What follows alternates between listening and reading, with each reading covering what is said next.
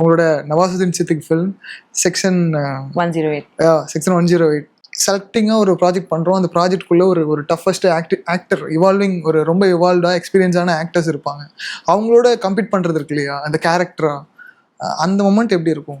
You see so many filmsல அந்த actor இவங்களை he just ate this person up, அவங்க முன்னாடி எதுவுமே பண்ண முடியாதுன்னு. அது இருக்காம அது like you know not that but to see how I can work together with this actor. So அது நல்லா இருந்துச்சு நவாசுதீன் சாரோட.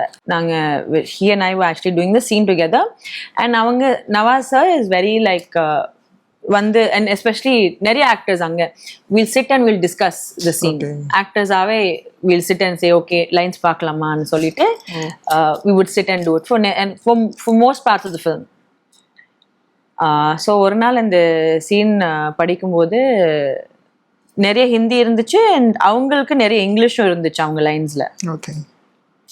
ஸோ நான் சொன்னேன், சார் இன்னொரு வாட்டி பார்க்கலாமா சார் ப்ளீஸ் இந்த சீன், ஹிந்தி எனக்கு இன்னும் அந்த ஆக்சென்ட் வருது எனக்கு, நான் இப்போ அது கம்மி பண்ணணும், என் ஹிந்தி அவ்வளோ நல்லா இல்லை.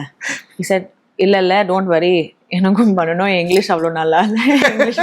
ஸோ இது வெரி லைக் ஜோவியல், ஜோக் பண்ணுவாங்க, பிரிம் அண்ட் ப்ராப்பர் பர்சன் அந்த மாதிரி. He'll come to his work பண்ணிட்டு போவாங்க, எக்ஸ்ட்ராவா எதுவும் பண்ண மாட்டாங்க, எக்ஸ்ட்ரா கூச்சல் like this no this thing around him. அந்த சேம் அஜித் சார் மாதிரியே அவங்க காமா வந்து பண்ணிட்டு போவாங்க, அவ்வளோதான்.